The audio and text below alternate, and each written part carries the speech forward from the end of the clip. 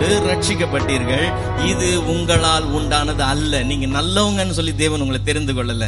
நீங்க பரிசுத்தம் உள்ளவங்கன்னு தேவன் தெரிந்து கொள்ள. நீ நல்லா பாட்டு பாடுறன்னு தெரிந்து கொள்ள. நீ நல்லா பைபிள் வாசிக்கிறன்னு தெரிந்து கொள்ள. இது உங்களால் உண்டானது அல்ல. இது தேவன் உனக்கு கொடுத்த ஈவு. இதை இன்னும் கிளியரா சொல்ல. எப்படியெனில் சகோதரரே, நீங்கள் அழைக்கப்பட்ட அழைப்பை பாருங்கள். மாம்சத்தின்படி ஞானிகள் அநேகர் இல்லை, வல்லவர்கள் அநேகர் இல்லை, பிரபுக்கள் அநேகர் இல்லை. ஞானிகளை வெட்கப்படுத்தும்படி தேவன் உலகத்தில் பைத்தியமானவைகளை தெரிந்து கொண்டார். பலமுள்ளவைகளை வெட்கப்படுத்தும்படி தேவன் உலகத்தில் பலவீனமானவைகளை தெரிந்து கொண்டார்.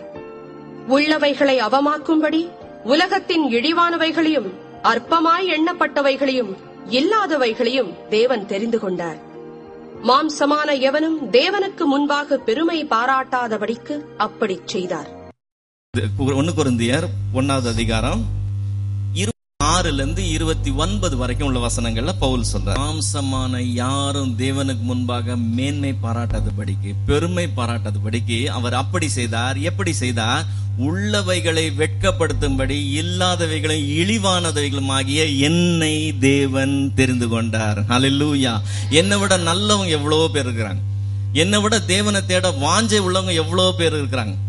தவம் இருக்கிறவங்க இருக்கிறாங்க, கர்த்தர் பேச மாட்டாரான்னு சொல்லி. ஆனா அவரை விட்டு ஓடினவன்ல ஒருத்தன் நானு. என்னை விரட்டி பிடிச்ச நாட்கள் உண்டு. என்னை விரட்டிட்டு வரவன் இந்த பிளாக் பக்கமா வந்தா நான் அந்த பிளாக் வழியா ஓடுவேன். அவன் என்னை எப்படியாவது மடக்கி பிடிச்சிட்டான்னு சொன்னா அவனுக்கு என்ன பதில் சொல்றது என்பதை ரெடியா வச்சிருப்பேன். அப்படி ஓடி திரிஞ்ச என்ன அவர் தெரிந்து கொண்டார். ஹல்லேலூயா. அன்றியும் சகோதரரே, நாம் அழைக்கப்பட்ட அழைப்பை பாருங்க. நம்மள ஞானவான்கள் அதிகம் இல்லை, நம்மள பலவான்கள் யாரும் இல்லை, நம்மள ரொம்ப பரிசுத்தவான்கள் யாரும் கிடையாது. ஆனாலும் கர்த்தர் உங்களை என்னை தெரிந்து கொண்டார். இது தேவன் அருளின ஈவு. தேவன் இதை இலவசமாய் கொடுக்கிறார். அவரு 11வது மத்தேயு 11:28 சொல்லும்போது சொல்றார், வருத்தப்பட்டு பாரம் சுமக்கிறவர்களே நீங்கள் எல்லாரும் என்னிடத்துல வாருங்கள்னு சொல்றார். இந்த அழைப்பு எல்லாருக்கும் கொடுக்கப்பட்டது.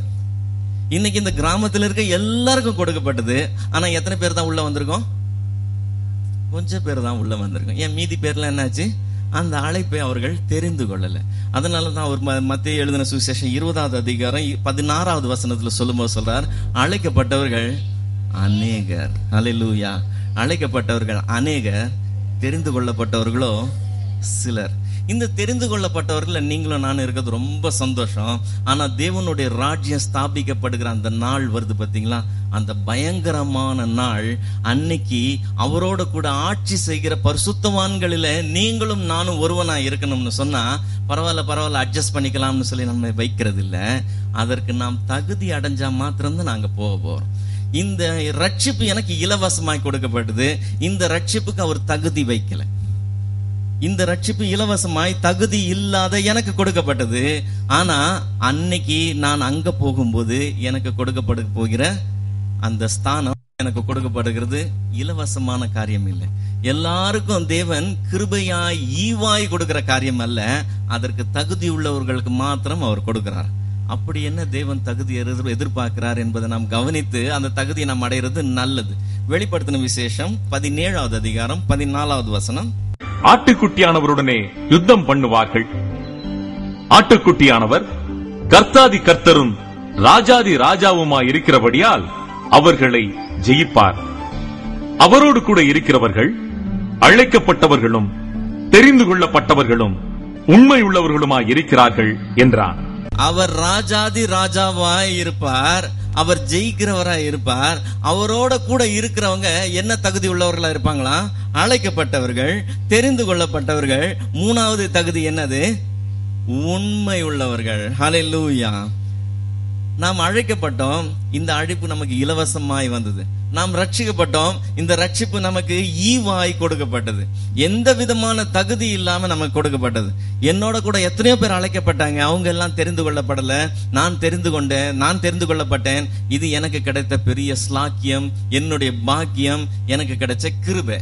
ஹல்லேலூயா. ஆனா இந்த கிருபை நிமித்தம் நான் அங்க போகிறது இல்ல. நான் எனக்கு கொடுக்கப்பட்ட காரியங்களிலே நான் எத்தனை உண்மையா இருக்கிறேன் என்பதுதான் காரியம். நான் அங்க பரிசுத்தவான்களோட ஆட்சி செய்ய போகிறேன்னா இல்லையான்னு எனக்கு கொடுக்கப்பட்ட கிருபையெல்லாம் நான் போக்கடிக்க முடியும். எனக்கு கொடுக்கப்பட்ட வாய்ப்புகளை எல்லாம் நான் போக்கடிக்க முடியும். நான் ரட்சிக்கப்பட்டுட்டேன்றதுனால நாங்க ஆட்சியில போய் உட்கார போறது கிடையாது. ஹல்லேலூயா. அந்த பிரபுவாகிய ஒருவன் கிளம்பி போறதுக்கு முன்னாடி என்ன பண்ணானா, தன்னுடைய திரவியங்களை தன்னுடைய ஊழியக்காரர் மத்தியில பிரிச்சு கொடுத்துட்டு போனானா. திரும்பி வந்து அவன் செய்த முதல் காரியம் என்ன தெரியுமா? நான் உங்ககிட்ட இதெல்லாம் கொடுத்தேனே, அது எல்லாத்துக்கும் கணக்கு கொடுன்னு சொன்னான். 3 வாங்கினவன் கணக்கு கொடுக்கணும், 5 வாங்கினவன் கணக்கு கொடுக்கணும். யார் இடத்துல அதிகம் கொடுக்கப்பட்டதோ அவன் இடத்துல அதிகம் கேட்கப்படும் போது அதுக்கு கணக்கு கொடுக்கப்படணும். நல்லது, உத்தமமும் உண்மையுமான ஊழியக்காரனே, நீ கொஞ்சத்துல உண்மை உள்ளவனா இருந்த, அதனால நீ அநேகத்தின் மேல அதிகாரியாரு, நீ 5 பட்டணங்கள் மேல அதிகாரியாரு, நீ 10 பட்டணங்கள் மேல அதிகாரியாரு, நீ மொத்த இந்தியாவையும் பாத்துக்கோன்னு சொல்லிடுவார். எப்போ எனக்கு கொடுக்கப்பட்ட இந்த கொஞ்சத்துல நானு உண்மையா இருந்தேன். எத்தனை பேருக்கு இந்தியாவே பாத்துக்கணும்னு ஆசை? எனக்கு ரொம்ப ஆசைங்க. என்ன ரோடு போடுறானுங்க, என்ன அட்மினிஸ்ட்ரேஷன் நடத்துறானுங்க, இவனுங்க எல்லாரையும் நம்ம ஒரு கண்ட்ரோல்களை கொண்டு வரணும். இது 1000 வருஷமாய் என் தேவனுக்காக செய்யறதுக்கு எனக்கு ஆசை. ஹல்லேலூயா. மேற்கத்திய நாடுகளை சும்மா படங்கள்ல பார்த்தாலே வயிறு எரியுது. அது அப்படியே சொர்க்கம் போல இருக்கு. நம்முடைய ஊர் நாறு. ஏன் இப்படி வச்சிருக்கிறாங்க? ஏன் ஒண்ணுமே செய்ய மாட்டாங்க? ஒரு சாக்கடை போக்குவரத்து இல்லையா? ஒரு வசதியும் இல்லையா? ஏன் ஒண்ணுமே செய்ய மாட்டேங்கிறாங்க? நாம செய்யலாம். ஹல்லேலூயா. இங்க எலெக்ஷன்ல நம்ம ஜெயிச்சு வந்து 5 வருஷத்துல ஒன்னும் கலட முடியாது.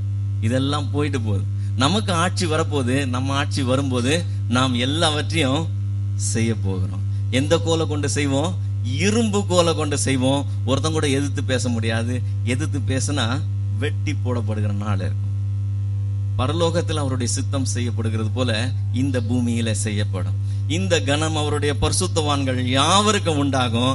ஆனா சிம்பிள் திங் என்னன்னு சொன்னா, உனக்கு கொடுக்கப்பட்ட இந்த கொஞ்ச நாள், உனக்கு கொடுக்கப்பட்ட இந்த சின்ன பொறுப்பு, உனக்கு கொடுக்கப்பட்ட இந்த கொஞ்ச தாளந்த நீ எத்தனை உண்மையாய் எடுத்து பயன்படுத்துகிறாய் என்பது. எல்லாருக்கும் அங்க பதவி கிடைக்காது. ரட்சிக்கப்பட்டுட்டேங்கிறதுனால உனக்கு பதவி கிடைக்காது. நான் ரெகுலரா சர்ச்சுக்கு வரேங்கிறதுனால பதவி கிடைக்காது. என்ன போல விசுவாசியே கிடையாது நீ நினைச்சுக்கிட்டு இருக்கிறதுனால உனக்கு பதவி கிடைக்காது.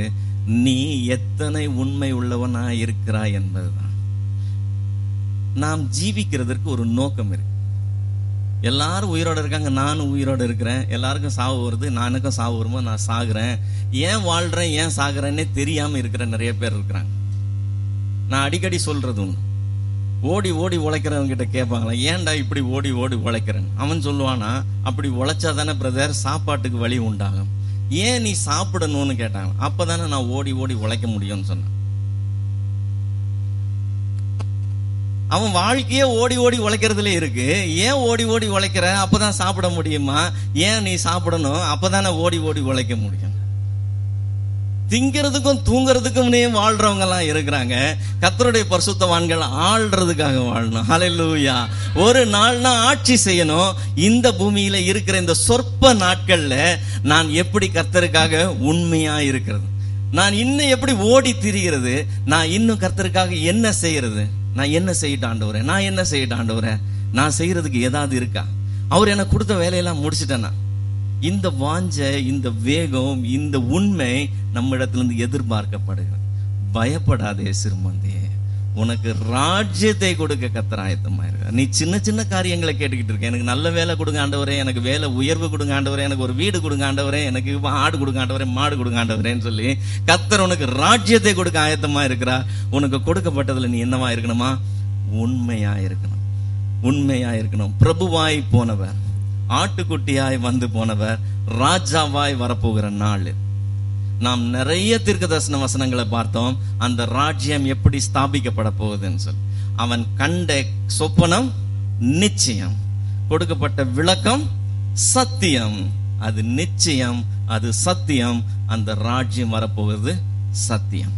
அதுக்கு நீங்களும் நானும் ஆயத்தமா, அதுக்கு நாம் தகுதி அடைகிறோமா என்பதுதான்.